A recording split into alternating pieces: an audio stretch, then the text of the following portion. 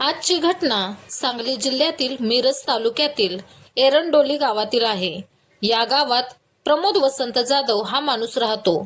तो JCB driver आहे. त्याचबरोबर तो शेतामध्ये अवताचीही कामे करतो.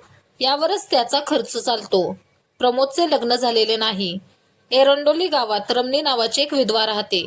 तिच्या पतीचे निधन 2 वर्षांपूर्वी झाले आहे. तिला 2 मुली आहेत. त्या विवाहित आहेत. रमणीबरोबर प्रमोदची ओळख झाली होती. त्यातून त्यांची मैत्री झाली. ते कधीतरी भेटत असत.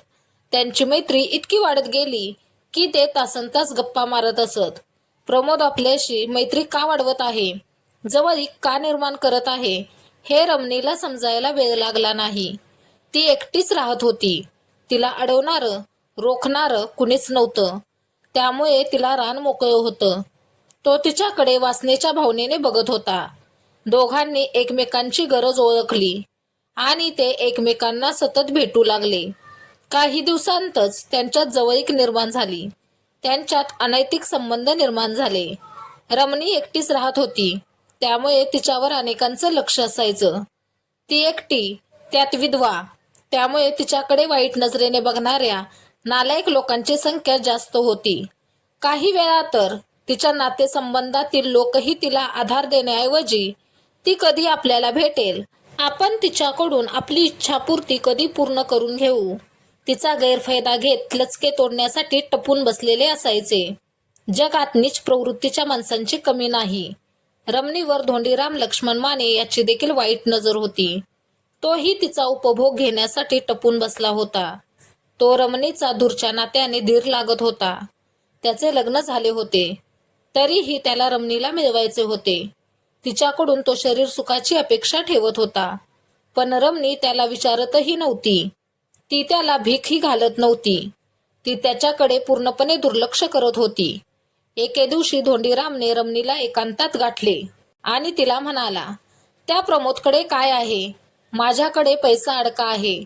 तुला जे हवे ते मी तुला देईन. तुझ्या सगळ्या इच्छा पूर्ण करीन. तुला जे सुख हवं ते फक्त मीच तुला देऊ शकतो. तू त्या प्रमोदला जे सुख देत आहेस ते मलाही हवं आहे. ते तू मला दे. तू फक्त माझ्यासोबतच राहा. जवळजवळ धोंडीरामने रमणीला धमकीच दिली. ही सगळी हकीकत रमणीने तिचा प्रियकर प्रमोद याला सांगितली. दिवस सरत चालले होते. वेळ निघून जात होती. प्रमोद आणि रमणी एकमेकांच्यात इतके गुरफटून गेले होते, एकमेकांच्या प्रेमात इतके बुडाले होते की त्यांना कशाचंच भान उरलं नव्हतं. धोंडीराम तिच्या जवळ जायचा प्रयत्न करायचा, पण रमणी त्याच्याकडे लक्ष द्यायची नाही. ती त्याला भाव देत नव्हती. त्यामुळे धोंडीराम चिडला होता. तो तिच्या सतत मागे पुढे करायचा, पण ती त्याला दाद देत नव्हती. त्याला तिची इतकी ओढ लागली होती की त्याला कोणत्याही परिस्थितीत रमणीला मिळवायचेच होते. धोंडीराम रमणीवर चिडून होता. रमणी आपल्याला दाद देत नाही म्हटल्यावर धोंडीरामने प्रमोद आणि रमणीवर पाळत ठेवायला सुरुवात केली. त्याने मनाशी पक्का निर्धार केला होता की त्याला रमणीच्या आयुष्यातून कायमचं काढून टाकायचं. त्याला या जगातून घालवायचंच. तो मेल्याशिवाय रमणी आपल्याला मिळणार नाही. ती आपल्याकडे लक्ष देणार नाही. मंगळवार दिनांक 24 सप्टेंबर 2024 दिवस उजाडला. त्या दिवशी तात्यासो पाटील यांच्या शेतात रमणी आणि प्रमोद एकांतात बसले होते. थोडा वेळ गप्पा मारल्यानंतर ते एकमेकांना कुरवाळू लागले. काही वेळातच त्यांचा मनाचा ताबा सुटला.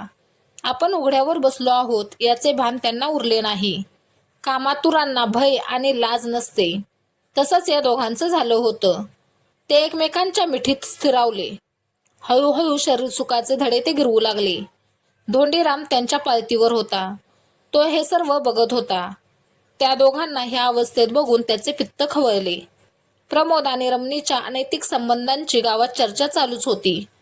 त्यातच कुटुंबाची गावात बदनामी होत असल्याकारणाने आणि त्याला रमणी हवी असल्याकारणाने धोंडीराम संतापला होता. त्याच संतापातून लोखंडी पाते असलेल्या कुऱ्हाडीने प्रमोदवर धोंडीरामने धावत येऊन मानेवर घाव घातला. प्रमोदची अर्धी मान तुटली, पण धोंडीराम थांबला नाही. रागाच्या भरात धोंडीरामने प्रमोदच्या छातीवरही घाव घातला. यावेळी रमणी धोंडीरामला म्हणाली, भाऊजी, प्रमोदला मारू नका. हे ऐकल्यानंतर रागाने पिसाळलेला धोंडीराम रमणीवरही धावून गेला आपला जीव वाचवण्यासाठी रमणी पळू लागली. तसा धोंडीरामही तिच्या मागे धावला. पायात चप्पल असल्या कारणाने रमणीला जोरात पळता येत नव्हते. त्यामुळे रमणीने घटनास्थळावरच चप्पल फेकली आणि तिथून पळ काढला. इकडे प्रमोद अजून घरी कसा आला नाही म्हणून त्याच्या घरचे लोक त्याचा मोबाईलवर सतत फोन करत होते, पण त्याचा मोबाईल बंद लागत होता. प्रमोदच्या घरचे लोक काळजीत पडले. ते त्याचा शोध घेऊ लागले. रात्र झाली तरीही प्रमोद घरी आला नव्हता. प्रमोदला शोधण्याची शोध मोहीम सुरूच होती. बॅटरीच्या उजेडात शोधत असताना प्रमोदच्या घरच्यांना तात्यासो पाटील यांच्या शेतामध्ये प्रमोदचा मृतदेह दिसला. तो उताण्या अवस्थेत पडला होता.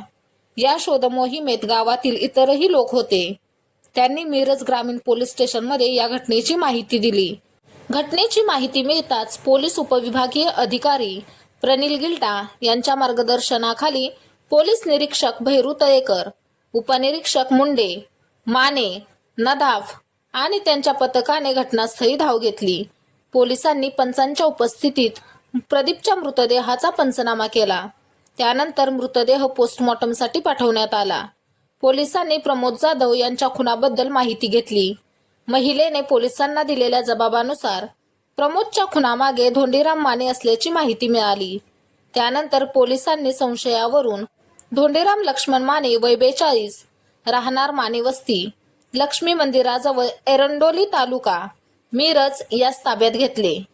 पोलिसांनी धोंडीराम माने यांच्याकडे चौकशी केली असता प्रमोदची हत्या आपण का केली याची माहिती दिली. प्रमोद आणि आपल्या चुलत भाऊजाईचे अनैतिक संबंध गेल्या काही वर्षांपासून होते. या खेळात धोंडीरामलाही रस होता, पण रमणी त्याला विचारत नव्हती. त्याच्याकडे दुर्लक्ष करत होती. त्यामुळे प्रमोदचा काटा काढल्याशिवाय रमणी आपल्याला मिळणार नाही, ती त्याच्या हाती लागणार नाही हे धोंडीरामला माहीत होतं. म्हणून त्याने प्रमोद आणि रमणीवर पाळत ठेवली होती. त्या दोघांच्यात वासनेचा खेळ सुरू असताना धोंडीरामने त्या दोघांना रंगेहात पकडले आणि फरशी कुऱ्हाडीने धोंडीरामने प्रमोदवर हल्ला केला, वार केले. एकूणच या सर्व प्रकरणाला अनैतिक संबंधांची किनार असल्याचे पोलिसांच्या लक्षात आले. कामवासना एकदा का डोक्यात शिरली की सतसत विवेकबुद्धी ही जळून खाक होते. कामाधांना नाती कळत नाहीत. बाई कोणतीही असो, ती फक्त आपल्या इच्छा पूर्ण करणारी मादी वाटू लागते. तिच्यावर तो जाळे टाकून तिला भोगण्याची स्वार्थी वृत्ती मनात ठेवू लागतो. पण ज्या महिला संयमी असतात त्या चुकीचं पाऊल टाकत नाहीत. एखाद्या विधवेला जेव्हा आधाराची गरज असते तेव्हा ती जोडीदार निवडते.